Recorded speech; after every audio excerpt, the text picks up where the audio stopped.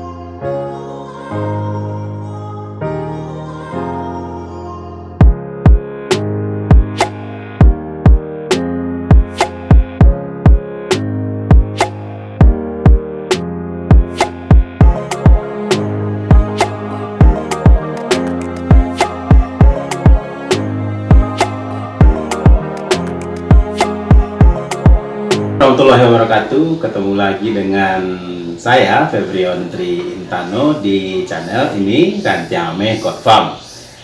Nah, banyak yang bertanya bagaimana memulai sebuah usaha ternak kambing. Banyak dari teman-teman yang sudah memulai usaha ini, namun banyak juga yang mengalami kegagalan. Nah, kali ini kita akan membahas tips sukses dari awal membangun usaha ternak kambing. Ikuti kami terus ya, kawan-kawan. Memulai suatu usaha itu adalah kegiatan yang baik. Perlu adanya sebuah perencanaan. Bila niat kita kesampaian membuat suatu usaha, tentunya ada kepuasan tersendiri dalam hati kita, ada bahwasanya usaha ini sudah berdiri.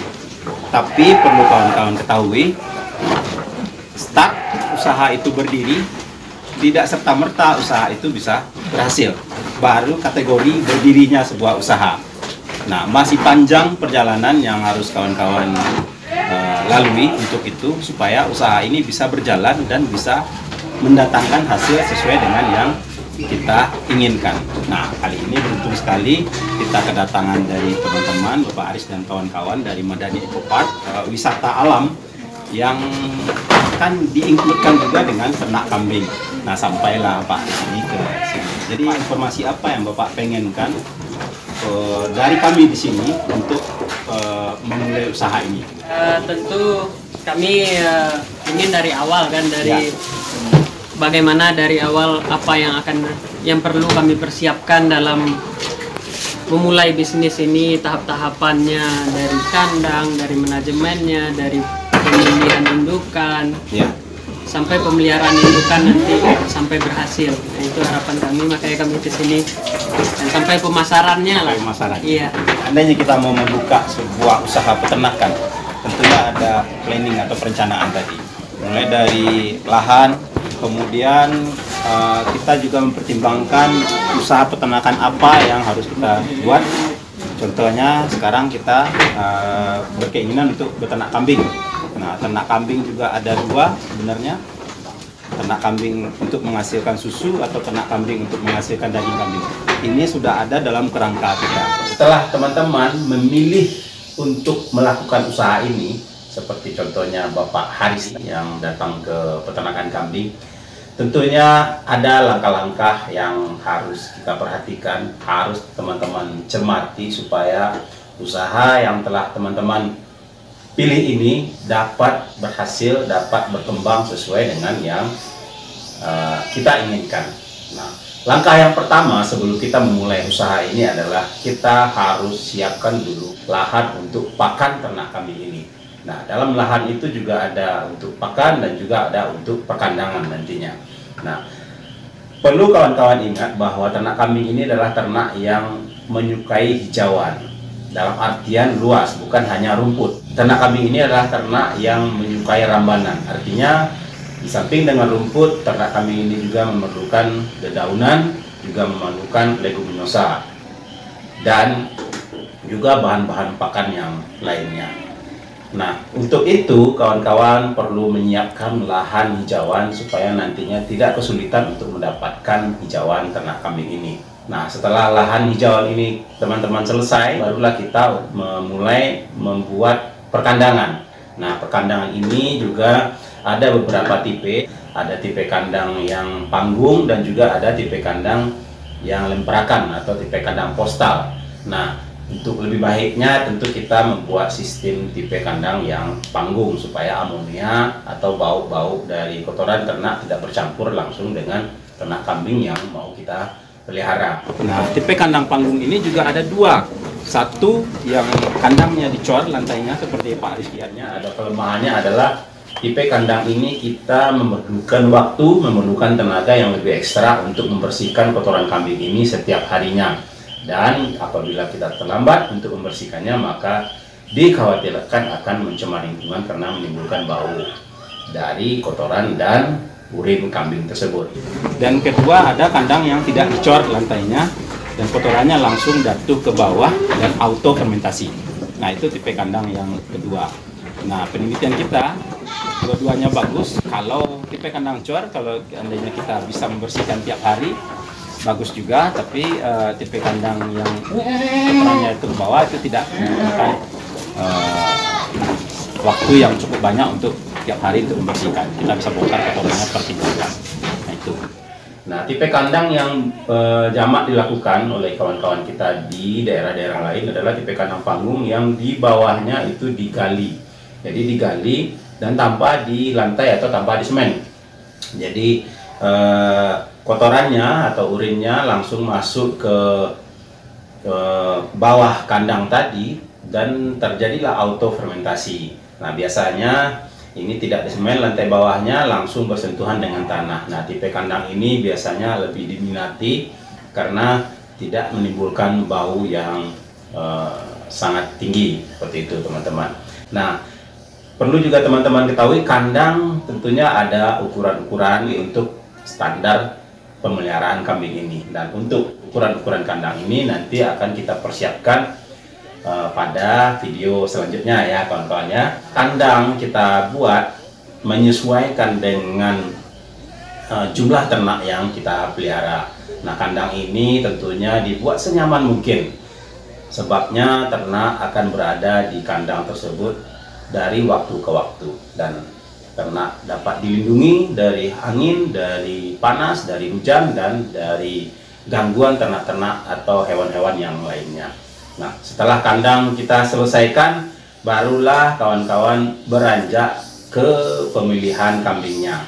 Kawan-kawan bisa beli kambingnya di pasaran, juga bisa beli kambingnya kepada teman-teman yang sudah expert atau teman-teman yang sudah menyediakan beternak lebih dulu, menyediakan bibit-bibit kambingnya. Seperti kita sudah di sini juga Ranti Alami menyediakan bibit-bibit kambing untuk teman-teman peliharaan nantinya.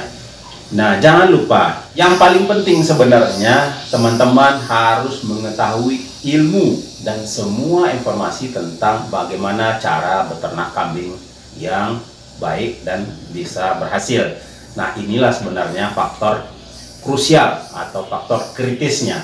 Banyak dari kita yang berusaha beternak kambing tapi tidak memahami ilmu tentang budidaya ternak kambing. Akhirnya usaha yang kita laksanakan tadi mengalami kegagalan.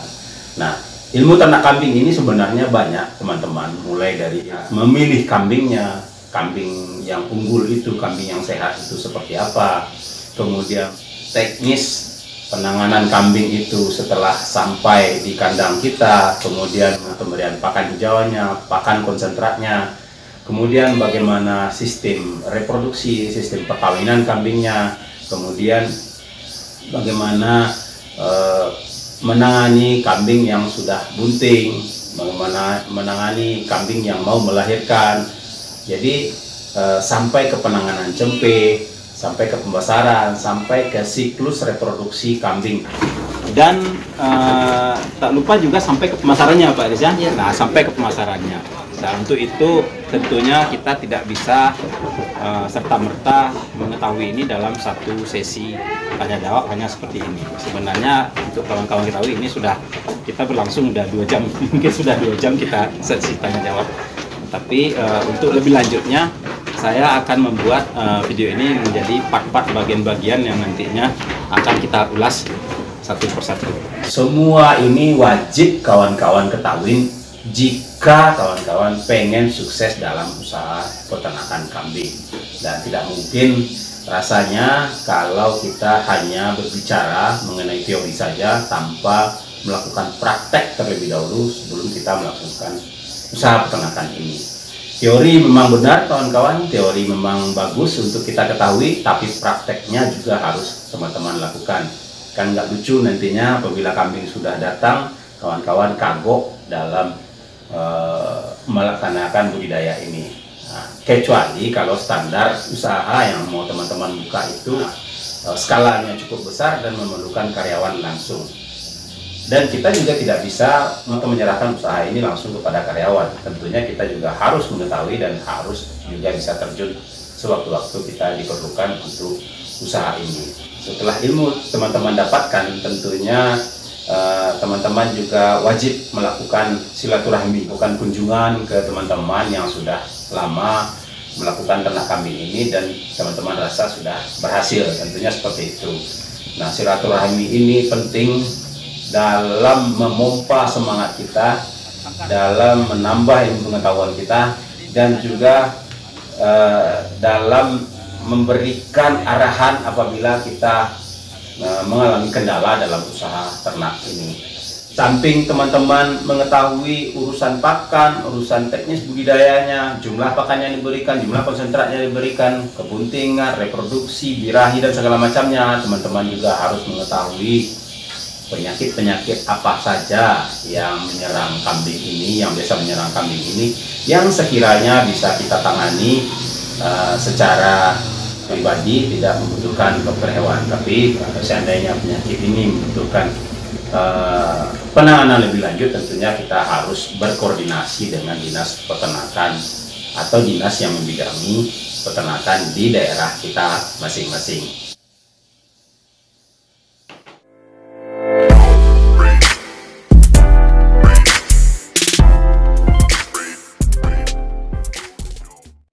Rencanakan usaha Anda, siapkan hijauannya, kemudian bikin kandangnya, siapkan ternaknya, dan paling penting siapkan ilmu melakukan pemeliharaan ternak. Ingat kawan-kawan, sesuatu tidak didasari oleh ilmu, tidak didasari oleh pengetahuan, maka bisa diramalkan masa usaha itu akan menunggu kehancuran. Oke, sekian dulu ya kawan-kawan semua. Terima kasih banyak. Jangan lupa kalau kawan-kawan mendapatkan ilmu dari bincang-bincang kami di sini, silakan like, subscribe, dan bagikan channel ini ke teman-teman Anda yang lain untuk mendapatkan informasi yang lebih baik seputar dunia usaha peternakan, khususnya peternakan kambing. Sekian dulu dari saya, Petrion Triintano, dari channel Rantiang Ameh Pak Pau. Assalamualaikum warahmatullahi wabarakatuh. Ya, terima kasih Pak atas sambutan dan ilmu yang telah diberikan kepada kami di Madani Eco Park. Ya, kami semakin yakin lah untuk memulai peternakan kambing etawa ini, dan ya harapan kami ya dari persiapan dari awal ini nanti sampai keberlanjutannya dapat bantuan terus dari Rantiang Ameh. Itu paling. Terima kasih.